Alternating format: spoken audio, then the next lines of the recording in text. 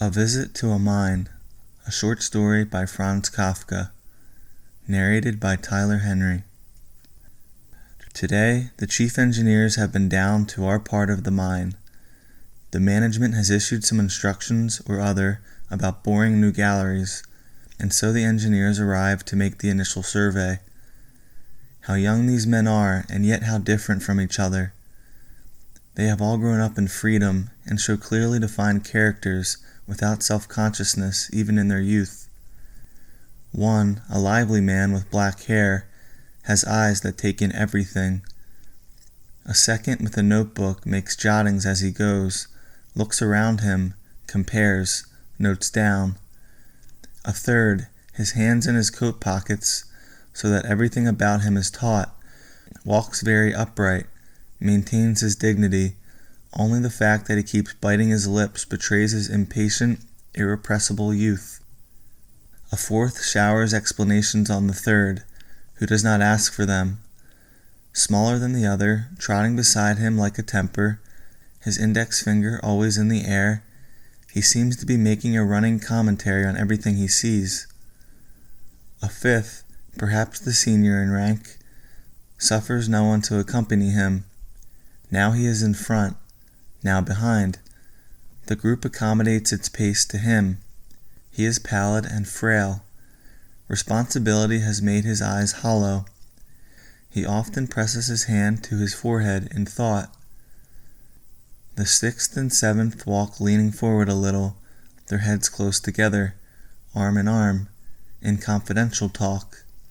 If this were not unmistakably our coal mine and our walking station in the deepest gallery, one could easily believe that these bony, clean-shaven, knobbly-nosed gentlemen were young clerics. One of them laughs mostly to himself with a cat-like purring. The other, smiling too, leads the conversation and beats some kind of time to it with his free hand. How sure these two must be of their position. Yes, what services must they have already rendered to our mine in spite of their youth, to be able here, on such an important survey, under the eyes of their chief, to devote themselves so unwaveringly to their own affairs, or at least to affairs that have nothing to do with the immediate task. Or might it be possible that, in spite of their laughter and apparent inattention, they are very well aware of whatever is needful? One scarcely ventures to pass a decisive judgment on gentlemen like these. On the other hand, there is no doubt at all that the eighth man, for instance, is incomparably more intent on his work than these two, indeed more than all the other gentlemen. He has to touch everything and tap it with a little hammer, which he keeps taking out of his pocket and putting back again. He often goes down on his knees in the dirt, despite his elegant attire, and taps the ground, then again taps the walls as he walks along, or the roof over his head.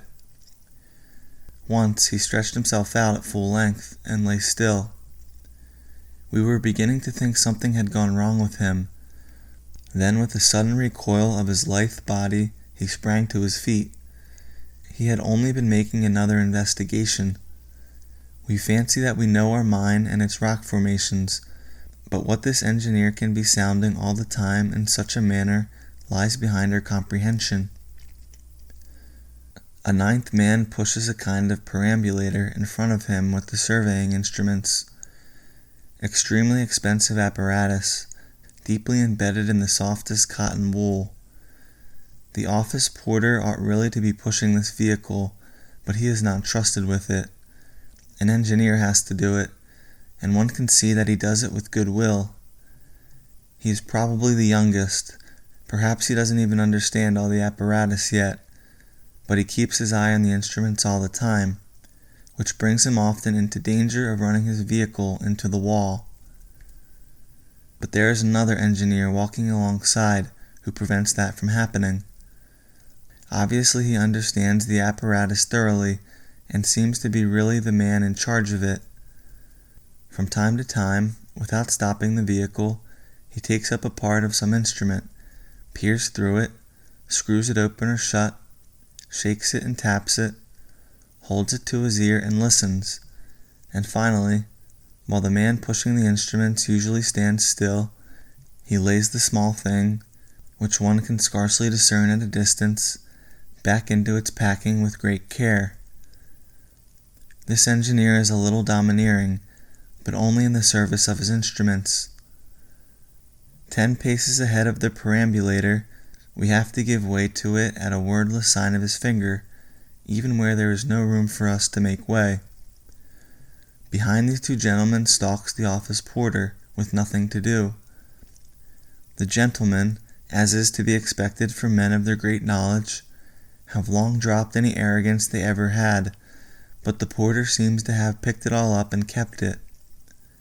With one hand tucked behind him, the other in front, fingering the gilt buttons or fine face-cloth of his uniform, he keeps bowing to right and left, as if we had saluted him and he were answering, or rather as if he assumed that we had saluted him, he being too high and mighty to see any salutes. Of course we did not salute him, yet one could almost believe, to look at him, that it is a great distinction to be a porter at the head office of the mine. Behind his back, to be sure, we burst out laughing, but as not even a thunderbolt could make him look around, he remains an unsolved riddle for us to respect. Today we shall not do much work. The interruption has been too interesting. Such a visit draws away with it all thoughts of work. It is too tempting to stand gazing after the gentlemen as they vanish into the darkness of the trial gallery. Besides, our shift will soon come to an end. We shall not be here to see them coming back. The end. This has been a recording of A Visit to a Mine, a short story by Franz Kafka.